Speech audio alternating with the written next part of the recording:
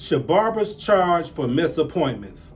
Welcome to the channel. Thanks for tapping in. I'm your boy Tone Setter. So today in this video, we're going to be talking about should barbers charge for missed appointments? Let's get into it.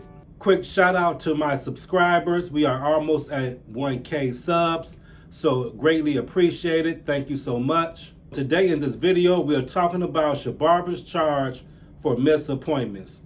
And the answer is absolutely yes. So today, after watching this video, you will know exactly how to structure your business, whether you are a barber, salon, nail tech, personal trainer, or a tattoo artist. You will know exactly how to structure your business to avoid cancellations and no-shows. Let's dive in. 3 topics we will cover today. The first one is how no-shows directly affects a barber's income.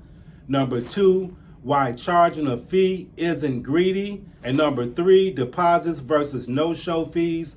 Which one works better? Let's get into it. All right, so number 1, how no-shows directly affects a barber's income. When your clients do not show up for their appointments, majority of the time, you are not in position to replace that client, right?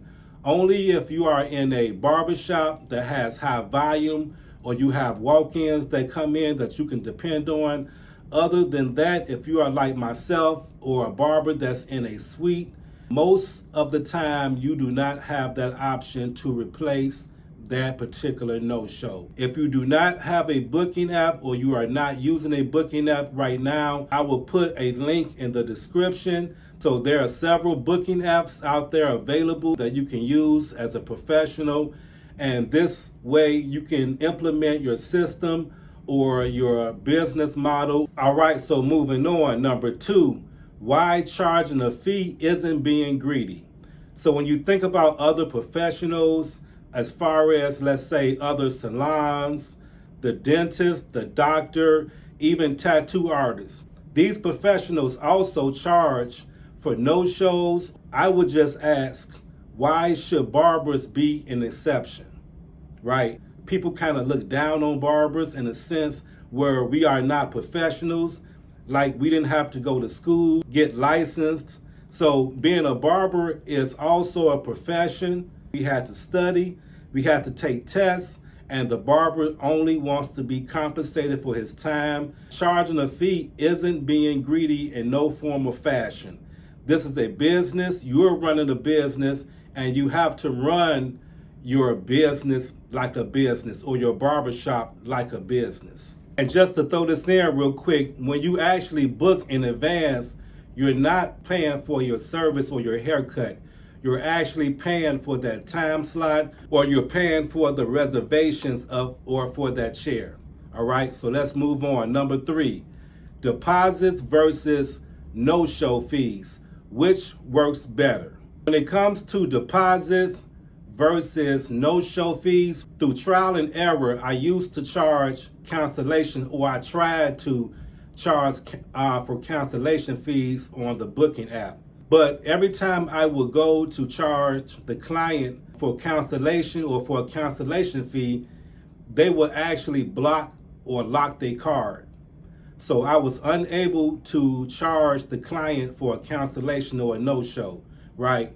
So what I started to do is just charge a deposit up front. You want to be compensated for your time. So if you charge a deposit up front, this here will help your client take their appointment seriously. This is a business that you're running, and you want to be compensated for your time, whether the client shows up or not. The one thing you will notice by charging deposits, this will create commitment up front. All right. Once people charge, or once you charge that person card, or you charge that deposit, you will notice that your time will be valued. And this is why the deposits work better than the no-show fees. Because when it comes to the no-show fees, that type of system corrects the behavior after the fact, right? You want to avoid that altogether and just charge deposits up front. And some clients respond better to deposits. So deposits offhand is the best method. All right, so let's do a quick breakdown of everything we discussed. And so going back to your policies, right? You want to make sure that you are educating your clients on your policies, whether they are cancellation fees or you are doing deposits. Make sure that you are communicating, whether it's through text, you can send emails, verbally tell them when they sit in your chair. The reason for this is because you do not want your policies to be a surprise. You want your clients to know whether your prices are increasing or whatever policies you are putting in place. And just by you communicating this with your clients, issues will drop immediately. So in the beginning, it might be a little bit uncomfortable with you setting your rules and your policies or charging deposits. Your loyal clients usually respect policies, and boundaries actually attract better clients. So if you have to fire a client, don't feel bad. You are only setting boundaries in order to run your business. So when does it make sense to waive the fee? And in this case, I would say only when emergencies happen. It might be a long-term client that has earned grace. It might be your client first time or first offense, but this shows fairness and not weakness. So just to give you a quick example, I had one client that used to book, right? His appointment was, let's say, 4:30. He would text me at 4:28 to let me know that he was not going to make his appointment. Just so happened the second time he booked, he did the same thing. His appointment was at 11. He texted me around 10:58 to let me know that he was not going to make it. Now, by this time, I realized you know that it takes you 30 minutes to get to the shop. And you would text me 2 minutes before your appointment to let me know that you was not going to make it.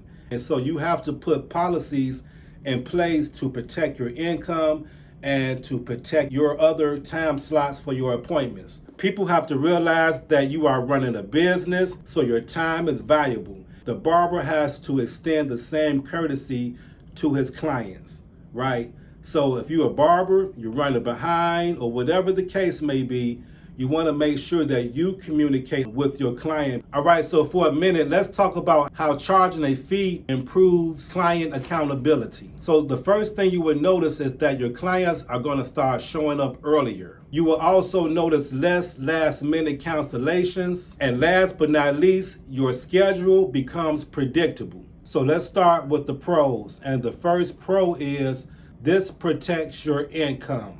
So no matter whether your client shows up or not, your time will still be compensated for. The second pro is this positions you as a professional. Another pro to the deposit system, you will notice that this will reduce no-shows. Once people make those reservations for a haircut and then they also put down a deposit, those type of clients are the ones that you want to attract, because they have no problems with your policies or putting down a deposit. Even if you ask your clients to show up 5 to 15 minutes early, they have no problem with policies, and those are the type of clients that you want to attract to your business. Kind of do your research and find out which app works best for you, and then once you set up your profile and your description, make sure that you communicate and let people know that your deposit is non-refundable. All right, just to add that to help people just respect your time. You want to let them know that your deposits are non-refundable. So in that case, when they do cancel or they don't show, this is the one way that your time will be compensated for. And it also improves your client respect. And last, let's cover the cons. You might lose a few clients. I would not be worried about that, because you're going to eventually replace those clients with better clients that respect your policies. The last con I would mention would be that you have to communicate and you have to be consistent. If you're not going to communicate and you're not going to be consistent, you're going to find holes in your systems and your policies are not going to be effective.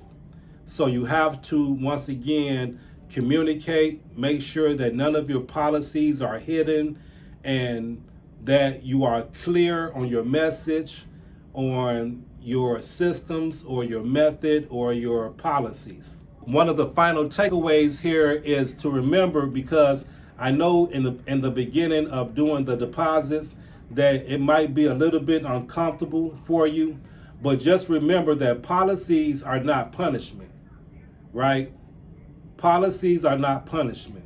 They're there for protection, or to protect your business, and also to protect your time, not alone your client's time.